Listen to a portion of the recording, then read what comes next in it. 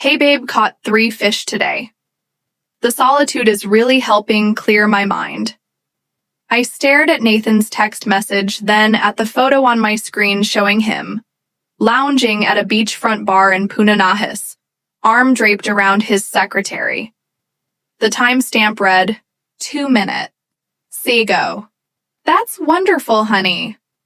I typed back, my fingers steady, despite the rage inside me. I'm so glad you're finding peace in nature. My name is Lana Thompson, and until 10 minutes ago, I thought I had a solid marriage. But then my colleague, Rachel, rushed into my office at our law firm in Denver. Her face flushed with concern. You need to see this, she said, pulling up Brianna Moore's Facebook page. There was my husband of 8 years, supposedly on a wilderness retreat to Detox from work-stress living. It up at iResort with his 20-some secretary. I kept scrolling through the photos. Sunset walks on the beach, candle-lit dinner, stolen kisses by the pool, each one time stamped and tagged with nauseating captions like, finally, with my true love, and no. More hiding the irony of their carelessness almost made me laugh. Oh my God, Leanna. I'm so sorry, Rachel whispered, reaching for my hand. What are you going to do? I closed my laptop slowly. Years of courtroom experience keeping my expression neutral. Nathan had no idea that his perfectly planned camping trip was crumbling because his mistress couldn't resist posting their romantic getaway on social media. He had no idea that while he sipped cocktails and betrayed our marriage, he'd given me everything I needed. To destroy him first, I said, pulling out a legal pad. I'm going to text my darling husband and ask if the fish are BI. Sent another message. Miss you so much. Can't wait to hear all about your wilderness adventures. Rachel watched me, confusion clear on her face. Shouldn't you confront him? I smiled, remembering every case I'd won by letting my opponents think they had the upper hand as a corporate attorney. I'd learned that the element of surprise was often the most powerful weapon in my arsenal. Nathan thought. He was so clever with his camping story, never considering that his mistress's social media addiction would be his downfall. Do you know what's better than catching him in a lie? I asked Rachel, already drafting notes on my legal pad, letting him keep lying. While I dismantle his entire life, Nathan and I met at Stanford Law School. He was charming, ambitious, and seemed to share my values of hard work and dedication, while other couples in our class drifted apart under the pressure of grueling study schedules and competitive internships. We grew stronger, at least. That's what I thought. After graduation, I turned down an offer from a prestigious firm in New York to stay in Denver with Nathan. He landed a position at Morrison & Webster, one of the city's top investment firms, and I didn't want us to start our marriage with a long-distance relationship. You're making the right choice, he said. We're a team. I found my own success at Lambert & Cole quickly, rising through the ranks to become their youngest corporate attorney. Nathan seemed proud of my achievements, though. Looking back, I noticed how his smile would tighten whenever clients specifically requested me for their cases. Our marriage wasn't perfect, but whose is when tensions rose. We dealt with them like lawyers, negotiating, compromising, finding middle ground. Then Brianna arrived at his firm 6 months ago, young, attractive, and a pair lie very good at her job, according to Nathan's frequent mentions. She's so efficient, he'd say. Finally, a secretary who can keep up with my schedule. I ignored the warning bells after.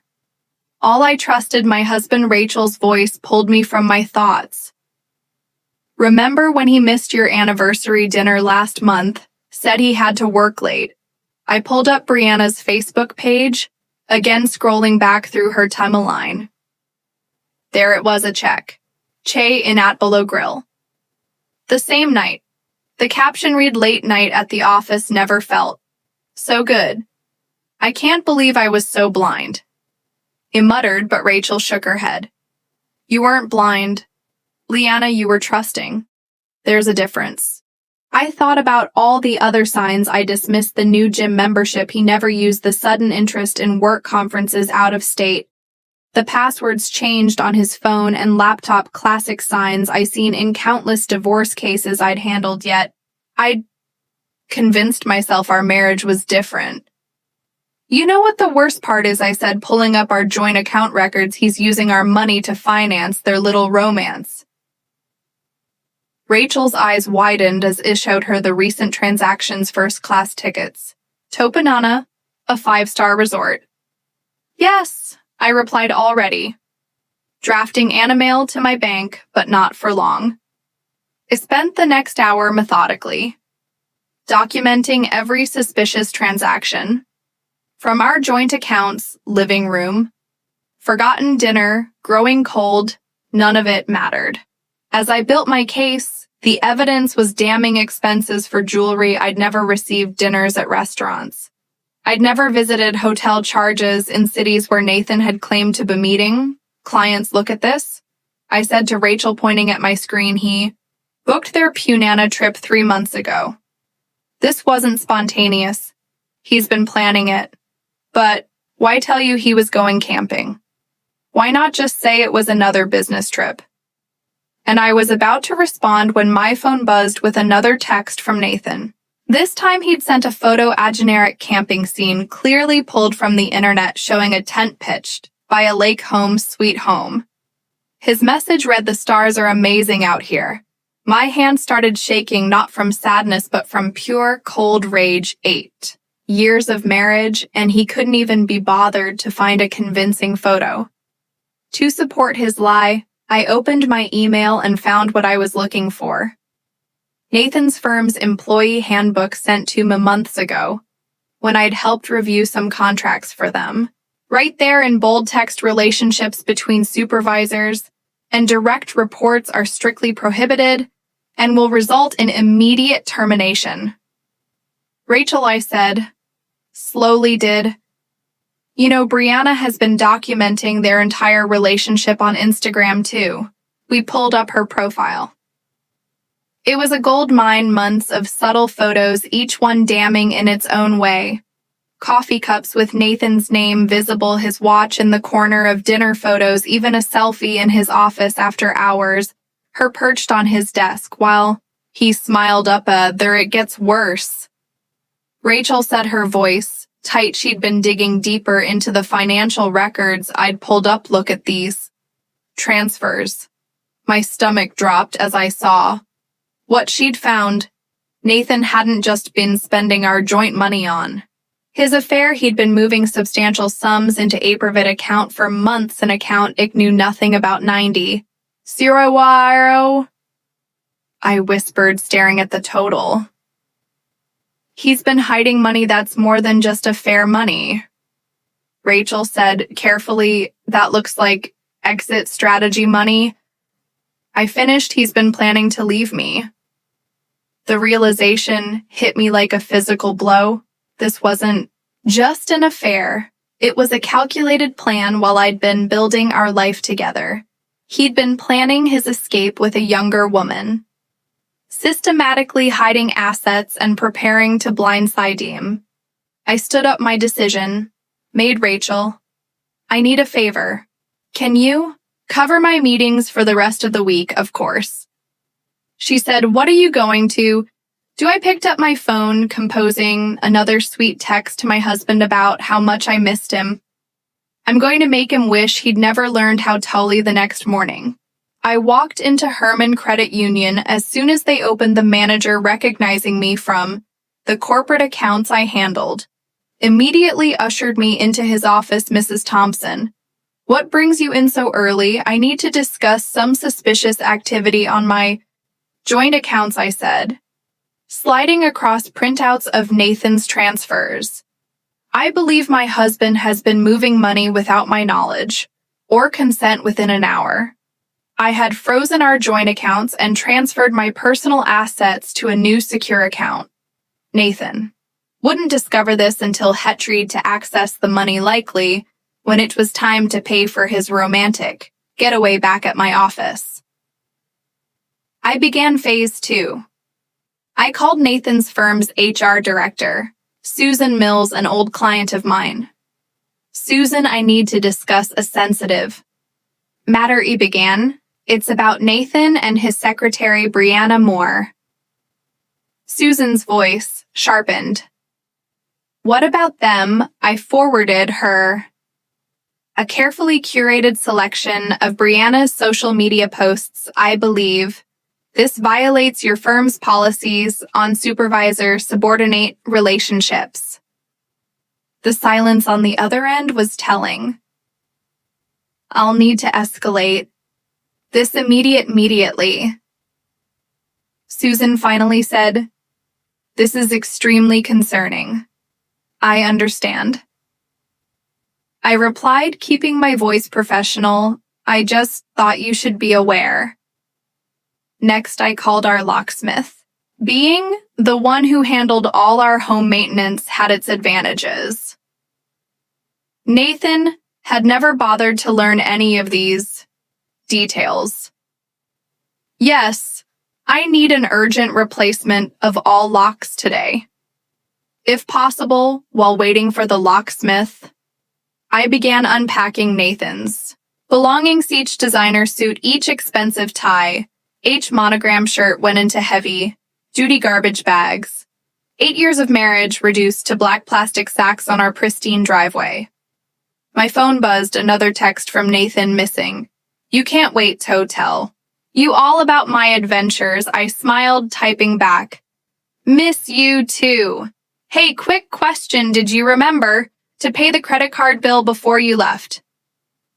His response came quickly, of course. Honey, don't worry about anything another.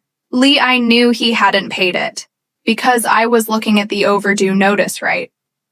Now he'd been too busy planning his getaway to handle basic responsibilities. Rachel called around noon. Lana, you need to see this. Brianna just posted again. I pulled up Facebook. There was my husband raising a champagne glass on a sunset cruise. The caption read, living my best life with my soulmate. No more hiding indeed. I murmured, forwarding the photo to Susan at HR. The locksmith arrived just as I received an email from my divorce attorney confirming she'd filed the paperwork. Everything was falling into place. Then my phone rang. Nathan's boss, James Morrison himself. Lyanna, he said, his voice grave. I assume you know why I'm calling. I can guess we had no idea he's been embezzling client funds to finance this affair. The photos triggered an internal audit. It's bad. I closed my eyes, processing this new information. How? Bad criminal charges. Bad. We're filing a police report. I hung up, feeling a strange mix of vindication and nausea. I hadn't expected this level of betrayal, but it only confirmed I was doing the right thing. Looking at the garbage bags on the driveway, added one final touch, a note taped to the top bag. Hope the camping trip was worth it. Don't forget to post pictures. I was reviewing the final draft of my divorce filing when my phone lit up with a call from an unknown number. Something made me swear. Is this Lyanna Thompson? A woman's voice, unfamiliar and nervous. Yes, who is? This, my name is Sarah. I was Brianna's roommate. Until last month. There's something you need to know. My heart started racing. I'm listening. This isn't the first time they've done this, Sarah said. Brianna, she and Nathan.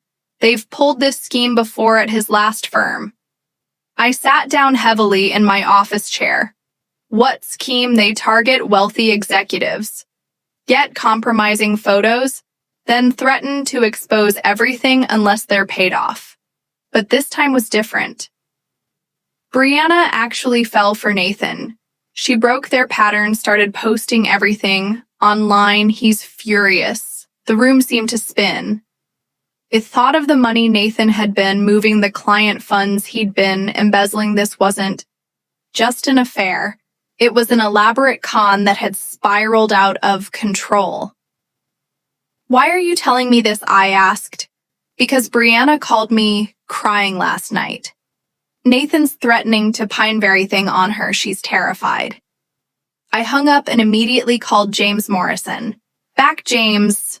We need to talk. This goes deeper than you think." Within an hour, I was sitting in his office laying out everything Sarah had told me. James looked physically ill. 3 other firms, he said, scanning through the evidence. I'd gathered 3 other executives blackmailed. How did we miss this?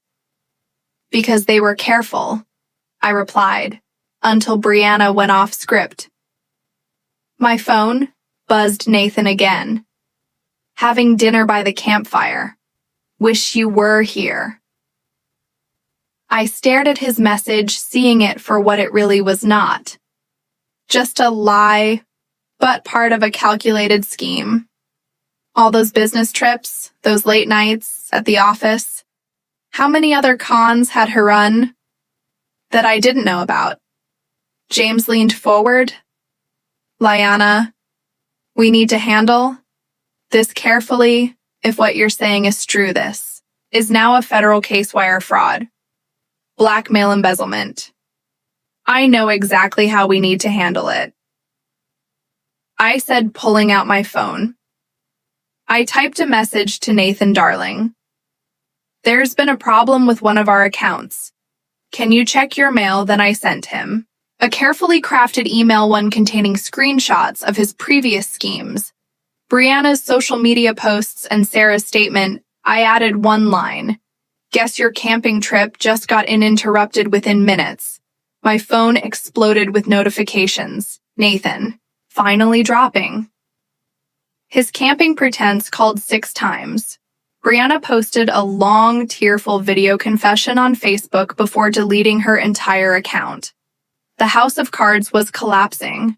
James had already contacted the FBI. They want to meet tomorrow morning. He said this could be huge. I nodded, feeling strangely calm. I'll be there that evening. As I sat in my newly secured home, I received one final text from Nathan. "You don't understand what you've done. I can explain everything." I smiled, thinking of all the evidence, safely documented and distributed to multiple authorities. "Actually," I typed back, "I understand perfectly. And unlike your camping photos, I have real receipts." Then I blocked his number and poured myself a glass of wine. Tomorrow would be intense, but tonight, I could savor the fact that Nathan's perfectly constructed house of lies was burning to the ground. The FBI meeting was scheduled for 9 a.m. By 8:30, the lobby of Morrison and Webster was in chaos.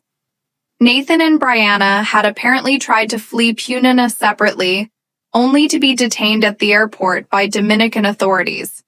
James Morrison looked like he hadn't slept 6 clients, he said, rubbing his temples. "They blackmailed 6 of our top clients. The total amount is over $2 million. If finished, the forensic accountants had worked through the night, and that's just what we found." So far, Agent Phillips, a sharp-eyed woman in her 40s, spread photos. Across the conference table, Nathan and Brianna with different executives, all following the same pattern. The evidence was overwhelming. Mrs. Thompson, she said, "Your husband and Ms. Moore will be extradited within 48 hours, but we're more interested in the money trail, those offshore accounts you found." My phone buzzed, a text from an unknown number. "Nathan, using a hotel phone, baby. Please, you're ruining everything. We can work this out." I showed the message to Agent Phillips, who nodded. "Keep him talking, work." What had I texted back? "The affair or Theffelonies? You don't understand." He replied immediately. "I did this for us. The money was for our future." I almost laughed. "Our future? While you were planning to leave me? Who told you that, Brianna? She's lying. She means nothing." Agent Phillips was recording every message. He's scrambling. She observed. "Push harder." "Really?" I wrote. "So you didn't help her set up that account in the Cayman, the one you've been funneling client money Into the typing bubbles appeared and disappeared several times finally. How did you find out I completed his thought I'm a corporate attorney? Nathan, following money trails is literally my job, by the way. The FBI say shallow. His response was immediate and desperate. I'll tell you where all the money is, just don't let them. Arrest me, Agent Phillips, smiled Gotham within hours. Nathan and Brianna were in custody. Their scheme had been bigger than anyone imagined, spanning multiple states, firms, and victims. The FBI found accounts in 3 different countries. James Morrison called. An emergency board meeting, the firm's reputation. He began, "We will survive." I interrupted because you caught it, reported it, and are making all the victims whole. That's the story we're telling. He looked at me gratefully. Lyanna, if you want to join us as general counsel, let me think about it, I said, though I already knew my answer. I had bigger plans later that evening as I sat in my home office. Rachel brought over dinner and wine. So she said, I heard Nathan's trying to plea bargain. I nodded, offering to testify against everyone involved in their previous schemes. Apparently there were more victims than even I found. How are you holding up? I looked around my office at the degrees on the wall, the case files I'd won, the life I'd built. You know what's funny? He always treated my career like it was a hobby, something I did to pass time until we had kids. He never realized that all those skills, all that experience, it was exactly what it needed to bring him down. Rachel raised her glass to karma. No, I corrected, her thinking of all the evidence I'd methodically gathered, all the legal strings I'd pulled, all the dominoes I'd carefully set up before knocking them down to justice. The kind you make happen yourself. The trial was mercifully brief. Nathan and Brianna both took plea deals. He got 8 years. She got 5. The evidence I'd gathered was so comprehensive that their lawyers advised against fighting the charges.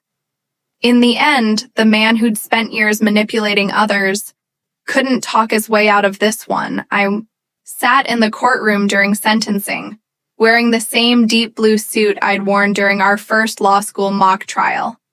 Nathan couldn't stop staring at me, his face a mask of disbelief and desperation. He'd finally realized that while he was playing checkers. I'd been playing chess, Your Honor. He tried one last time. My wife and I could work this out. Privately, Judge Matthews cut him off. Mr. Thompson, your wife isn't pressing charges. The federal government is, and we have evidence of multiple counts of wire fraud, blackmail, and embezzlement. I didn't stay to watch him being led away. Instead, I walked out of the courthouse into the bright Denver morning feeling lighter than I had in years. Morrison and Webster had already promoted me to general counsel with a corner office and a team of my own. But more importantly, I'd started a side project, a consulting firm, helping companies identify and prevent internal fraud. Turns out there was a huge market for someone who'd uncovered one of the biggest corporate blackmail schemes in Colorado history. Nathan's last letter arrived a week later. I dropped it in the shredder, unopened. Some chapters don't need a final page. They just need to end. The media coverage eventually died down, and my life settled into a new rhythm. My fraud consulting firm took off faster than I'd expected, with clients across 3 states seeking my expertise. Sometimes I wondered if Nathan saw the articles about my success from his prison cell. One morning, 6 months after the sentencing, Brianna's former roommate, Sarah, came to my office. I heard you help companies protect themselves against fraud. Now, she said, hesitantly, I'm starting a small business. And I thought, well, after everything that happened, I studied her for a moment, remembering how her phone call had been key to unraveling Nathan's entire scheme. First consultation is free, I said, gesturing to the chair across from my desk later that evening as I worked late in my corner office at Morrison and Webster. James Morrison stopped by, just signed another client. He said they specifically requested you handle their case. said they heard how you handled the Thompson scandal. I smiled at the irony. Nathan's attempt to destroy me had instead become my biggest selling point. You know, James added, he tried to write too. My front person wanted me to convince you to answer his letters. I kept typing, not looking up, and I told him you were too busy running 2 successful businesses to read prison mail. I finally looked up, catching my reflection in the office window. The woman staring back wasn't a victim or a betrayed wife. She was a survivor who turned betrayal into triumph. Perfect answer, I said, and went back to work.